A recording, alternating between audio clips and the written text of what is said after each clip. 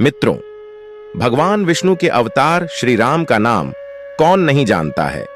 रामायण महाकाव्य के रचयिता महर्षि वाल्मीकि ने अपने ग्रंथ में लिखा है कि भगवान श्री राम में वैदिक सनातन धर्म की आत्मा कहे जाने वाले सभी गुण विद्यमान हैं। भगवान राम को पुरुषों में सबसे उत्तम पुरुष अर्थात मर्यादा पुरुषोत्तम भी कहा जाता है। आइए जानते हैं भगवान राम से जुड़े कुछ रोचक तथ्यों के बारे में। मित्रों, आपको बता दें कि त्रेता युग में जन्मे भगवान श्री राम अयोध्या के महाराज दशरथ के सबसे बड़े पुत्र थे। लक्ष्मण, भरत, शत्रुघ्न राम के भाई थे। भगवान राम की मां कौशल्या थीं और शेष, सुमित्रा और कैकेयी के पुत्र थे। भगवान राम का विवाह मिथिला नरेश राजा जनक की पुत्री सीता के साथ हुआ था। लक्ष्मण की पत्नी उर्मिला, शत्रुघ्न की पत्नी श्रुतकीर्ति और भरत की पत्नी मांडवी थी।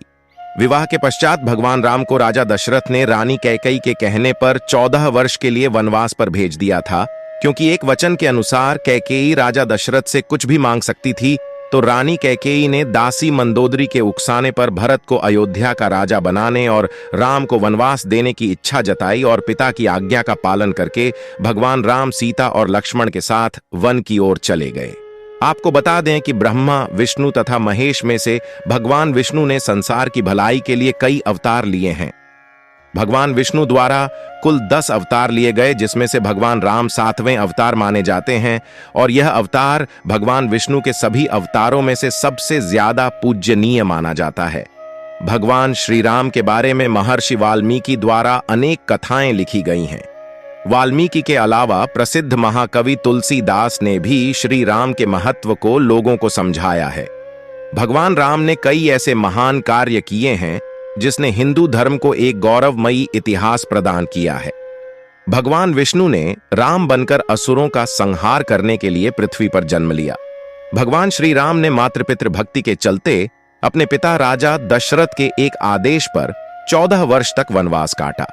नैतिकता, वीरता, कर्तव्य परायणता के जो उदाहरण भगवान राम ने प्रस्तुत किए, वह बाद में मानव जीवन के लिए मार्गदर्शक बन गए।